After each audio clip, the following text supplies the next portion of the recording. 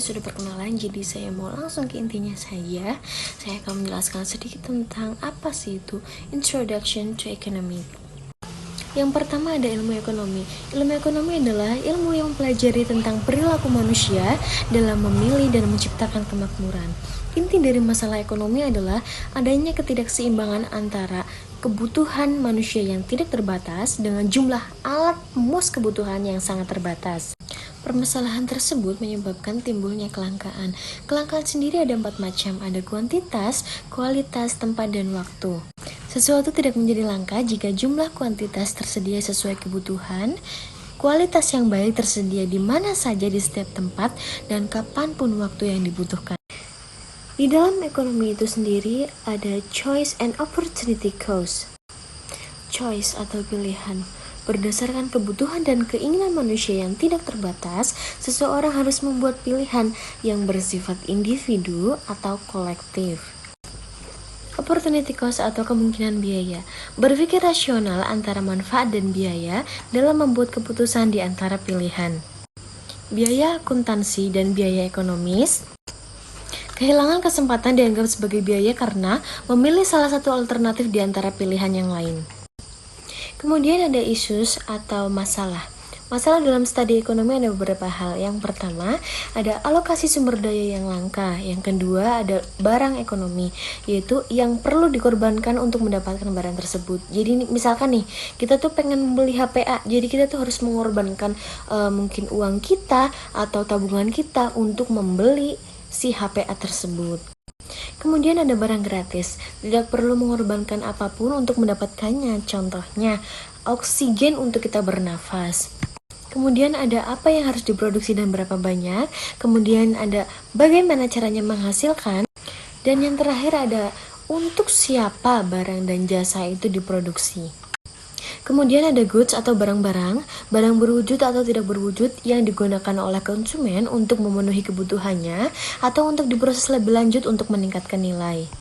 Barang berwujud seperti HP, laptop, pokoknya sesuatu yang bisa kita rasakan, kita lihat, dan kita sentuh. Sedangkan barang tidak berwujud adalah sesuatu yang tidak bisa dilihat, tidak bisa dirasakan, dan tidak bisa disentuh, tetapi memberikan manfaat atau kepuasan bagi konsumen, contohnya seperti jasa. Kemudian ada barang akhir, barang yang telah dihasilkan oleh kegiatan ekonomi untuk dimanfaatkan oleh konsumennya. Ada 2 jenis barang akhir. Yang pertama, barang tahan lama, contohnya seperti TV, mobil, perabotan rumah. Dan yang kedua, ada barang tidak tahan lama, seperti makanan segar. Kemudian ada barang modal. Barang ini biasanya digunakan untuk keperluan produksi, contohnya seperti mesin, gedung untuk tempat memproduksi. Dan yang terakhir ada barang antara. Kemudian, kenapa sih harus kuliah ekonomi? Kenapa sih harus belajar ekonomi? Yang pertama, untuk berpikir rasional dalam membuat keputusan di antara alternatif. Yang kedua, untuk mengetahui caranya, bagaimana sih caranya kita berinteraksi dengan masyarakat.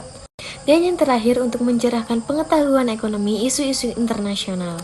Kemudian ada lingkup ekonomi. Terdapat 2 macam lingkup ekonomi. Yang pertama adalah ekonomi mikro dan ekonomi makro. Ekonomi mikro adalah proses alokasi sumber daya yang efisien pada tingkat individu, perusahaan, dan entitas industri. Kemudian ekonomi makro adalah proses alokasi sumber daya yang lebih kompleks secara keseluruhan ruang lingkup, contohnya adalah sebuah negara. Kemudian ada deduktif dan induktif. Deduktif adalah membuat kesimpulan untuk masalah tertentu berdasarkan kesimpulan yang bersifat umum. Sedangkan induktif menarik kesimpulan hal-hal umum berdasarkan masalah yang khusus. Kemudian ada ceteris paribus and fallacy of composition. Ceteris paribus merupakan metode penyederhanaan realitas ekonomi.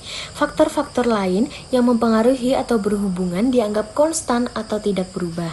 Sedangkan fallacy of composition atau kekeliruan komposisi adalah sesuatu atau apa yang dianggap baik dalam skala kecil belum tentu baik dalam skala besar. Yang terakhir ada positif dan normatif. Positif dan normatif adalah perbandingan antara dunia nyata dengan dunia ideal dalam teori. Ekonomi positif, pernyataan yang dijelaskan dalam teori juga terjadi dalam dunia nyata. Sedangkan ekonomi normatif adalah pernyataan tentang apa yang akan terjadi diikuti oleh pernyataan apa yang seharusnya terjadi. That's all teman-teman, semoga penyampaian materi yang singkat ini dapat bermanfaat untuk kita semua. Apabila ada tutur kata saya yang kurang atau penyampaian materi saya yang kurang jelas, mohon dimaklumi dan mohon dimaafkan. Sekian akhir kata dari saya. Wassalamualaikum warahmatullahi wabarakatuh.